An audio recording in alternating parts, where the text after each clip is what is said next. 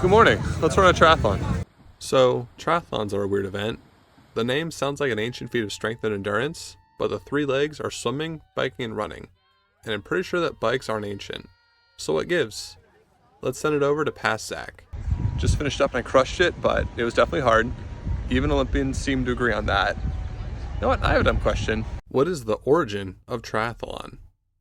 Good question, past Zach. To answer, we have to go way back. Our story begins 5,000 miles and 2,700 years ago in Athens, Greece. It's 708 BC, and the Quadrennial Olympic Games has a new event, the pentathlon. Greek for 5 competitions, it consists of a 200-yard running race, javelin, discus, long jump, and was concluded by wrestling. Because of the diverse set of skills required to compete, pentathletes were held in high regard. Aristotle couldn't help but stand. Glaze even. Ari, you're a thirsty boy, my goodness. The Olympics waxed and waned with history for the next 900 years. For centuries, it was believed that the last Olympian was named in 241 AD when Publius Asclepiades of Corinth won the pentathlon. Recent archaeology has uncovered fragments of even later Olympics, but under Roman rule and Christian conversion, the games likely didn't make it past the 5th century. The pentathlon died with it. The trail goes cold until the Ottoman Empire was defeated in the Greek War for Independence in 1829. For the first time in centuries, Greece had autonomy. But compared to other European powers, they were far behind. While some Greeks wanted to mold their nation in the form of Britain and France, others looked to ancient Greece for inspiration.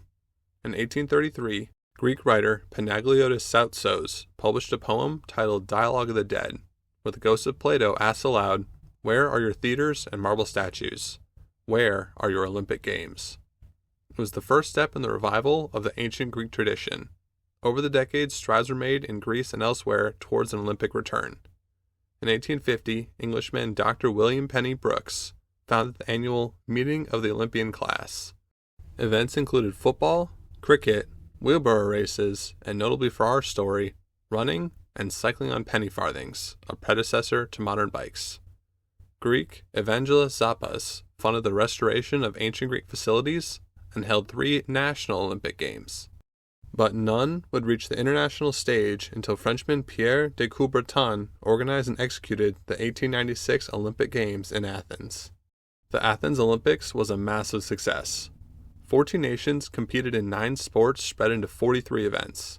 Notably present were swimming, cycling, and running events, including the first ever marathon. The course ran from Marathon to Athens, emulating the legendary 40-kilometer run by Philippides from 490 BC. The first Olympic marathon was won by Greek water carrier Spiridon Lewis. The new Olympic Committee stumbled through the 1900 Paris and 1904 St. Louis Games, which largely failed outside of Greece. However, the 1904 Games debuted 2 multi-sport athletic events, the 10-event all-around and the 3-event triathlon. As far as I could tell in my research, this was the first time in modernity a multi-sport event included the Greek number prefix followed by the competition suffix. But this wasn't the triathlon we know today. Strangely, instead of track and field athletes, gymnasts competed in long jump, shot put, and the 100-yard dash. American Max Emmerich won gold. The 1904 Olympics would be the first and last time this incarnation of the triathlon was held. A return to Athens in 1906 restoked the Olympic fire, and a long-forgotten event was restored. The pentathlon was held with events that emulated the ancient series. Won by Swede Hjalmar Melander, the event appeared again in Stockholm for the 1912 Olympic Games. And the 10-event all-around was renamed to the decathlon. Native American Jim Thorpe won both the pentathlon and the decathlon, prompting the King of Sweden to tell Thorpe, "Sir, you are the world's greatest athlete," which began the trend of titling decathlon champions as world's greatest athlete. 1912 also saw the introduction of the modern pentathlon, the brainchild of Pierre de Coubertin himself. It was designed to demonstrate the skill required of a soldier at the time, those being fencing, swimming, equestrian, shooting, and cross-country running. Unfortunately, at least 2 of the skills in the program would prove to be outdated just 2 years later on the battlefields of World War I, with cavalry and bayonet charges giving way to the first machine guns. Forced into hiatus by the war, Coubertin managed to keep the Olympic Committee together, and the Games were successfully held in 1920. The Olympic flag, signifying international cooperation across the 5 continents, was raised for the first time.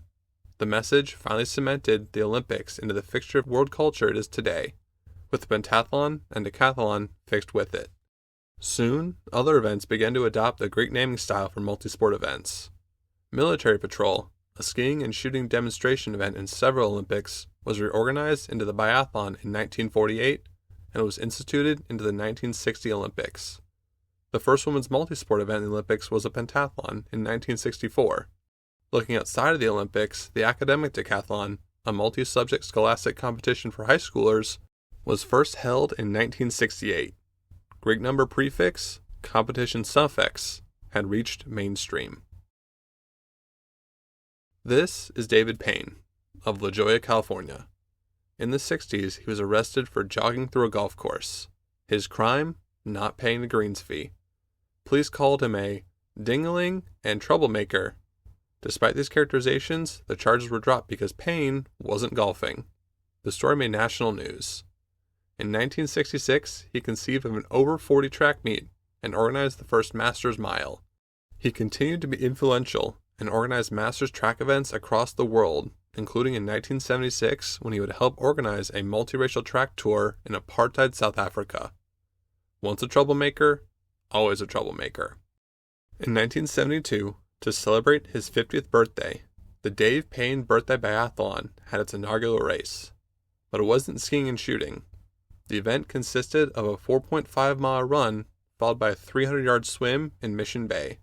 Occurring annually, it drew many participants over the years, including Jack Johnstone and Don Shanahan, who were independently inspired to add a twist. Jack wanted a longer swim. Don wanted to add a bike leg. They conceived of a race at Mission Bay consisting of a 6-mile run, followed by a 5-mile bike and a 500-yard swim. When deciding what the event should be named, taking a page from the pentathlon, decathlon, and Dave's biathlon, triathlon seemed like the only logical name. The first ever triathlon was held on the Wednesday afternoon of September 25th, 1974. 46 participants lined up to start. Once all was said and done, Bill Phillips, a 44-year-old professor of exercise physiology, finished first, surprising twins Wayne and Wally Buckingham, who won Dave's previous biathlons. Night fell, and the stragglers had to finish the swim under the headlights of parked cars, as the organizers had started the triathlon too late. Other competitors included John and Judy Collins, who attended the race again in 1975. That same year, John, a Navy commander, was restationed to Hawaii. He quickly became active in the local endurance clubs and events. In 1977, he was in attendance at the awards ceremony of the Oahu Perimeter Relay, a 134-mile run split among 7 people per team. A debate broke out between the running and swimming clubs about which athlete, runners, or swimmers were the most fit. Collins stirred the pot further by bringing up an article in Sports Illustrated touting the athleticism of cyclists, and he challenged them to a race. John and Judy had been working on a triathlon, one that combined 3 existing events into one ultimate challenge to determine the best athlete: the Waikiki Roughwater Swim, the Around Oahu Bike Race, and the Honolulu Marathon. Once the route was decided, Judy and John said to each other, "If you do it, I'll do it." John added, "Whoever finishes first, we'll call him the Ironman."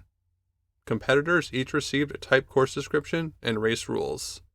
Handwritten on the last page was the now trademarked phrase, "Swim 2.4 miles, bike 112 miles, run 26.2 miles, brag for the rest of your life." On the morning of February 18th, 1978, 28 entrants had whittled to 15 men. The competitors splashed into the 4 to 6 foot waves in the Pacific Ocean off Waikiki. As the race progressed, participants crashed, gave up, or went delirious. Only 12 managed to reach the finish. The leaders of the race, Haller and Dunbar, passed the lead back and forth several times.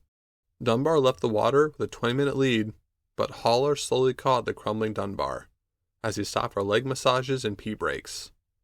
Haller capped off the marathon at an unimaginable speed, holding just over a 6-minute pace for the final 5 miles. He finished with a time of of 11 hours and 46 minutes. Meanwhile, 10 miles from the finish, Dunbar's support van got lost. Out of water, he resorted to 2 cans of beer, mercifully crossing the finish line at 12 hours and 20 minutes. The dazed Dunbar staggered into parked cars and accused his support van driver of trying to poison him. For all their efforts, these 2 and the other 10 finishers got trophies. A 5-inch tall man made of metal, with a bolt for a head. In January the following year, on word of mouth alone, up to 50 athletes arrived intending to compete, but bad weather delayed the race by a day and scared off all but 14 men and 1 woman. Tom "Tug" Warren led the pack through the bike heading into the run. He owned a bar in San Diego and founded his own swim-run-swim race in Mission Bay back in 1975. He crossed the finish line first with a time of 11 hours, 15 minutes, and 56 seconds. Lynn Lemire, a championship cyclist and the only woman competing, worked her way to second behind Warren during the cycling section. Dunbar, the previous runner-up, was in shock as she passed him. She finished 5th and became the first Iron woman with a time of 12 hours, 55 minutes. Recording all of this was Barry McDermott, a writer for Sports Illustrated. He published a 10-page article on the exploits of the first Ironman triathletes, which I have been poorly paraphrasing for the last couple paragraphs. The article increased interest in the race. By 1981, the number of entrants grew to 326. The following year, ABC's Wide World of Sports captured the dramatic finish of the 1982 Ironman. Julie Moss, a college student working on her exercise physiology thesis, found herself leading the women's category, collapsing several times from complete exhaustion. As she slowly staggered closer, Kathleen McCartney passed her mere yards from the finish line. Despite losing out on first place, Julie refused to give up and crawled until she reached the finish line. The moment was broadcasted across the world and set the standard that when it comes to an Ironman, finishing in and of itself is a victory. Interest in the race exploded. By the next year, entrants were selected by lottery after reaching the maximum of 1,000 participants. Triathlon had arrived. Races began to spring up across the globe. Governing bodies formed and merged. A wide range of accessible shorter distance races were created as an on-ramp to the sport. Participation reached into the tens of thousands by the end of the 80s. In the year 2000, the triathlon made its way into the Olympics. The Olympic distance triathlon involved a 1,500-meter swim, a 40-kilometer bike, and a 10-kilometer run. Race distances were standardized. USA Triathlon lists 6 distances. The original Ironman distance is known as a full, half of that is the half. A sprint distance is half an Olympic, and a super sprint is half of that. And finally, World Triathlon Long Course, which is a distance between an Olympic and half, run commonly internationally. So there you go, the origin story to triathlon. That's how we got to where we are today. With a wide range of distances, for any ability. The popularity of triathlons peaked in the United States at 4.2 million athletes in 2015. As a high schooler, I joined that wave, struggling through my first sprint triathlon in 2014. I picked it back up during COVID, and after 63 weeks of persistent training, I finally built up to my first and likely only full-distance triathlon in 2022. I am an Ironman. Well, an off-brand one at least. It still counts. Since then, I've run an Olympic distance triathlon each year just to stay in shape. The popularity of triathlons has been diminishing over time, down to 3.1 million athletes in 2023. Triathlon can be an expensive sport, and fees for races, particularly the branded Ironman races, can be insane. But if you get the chance, I really recommend trying out a local triathlon. You can find so much joy pushing yourself further than you ever thought you could go. And I mean, look how far triathlon had to go just to give you the chance.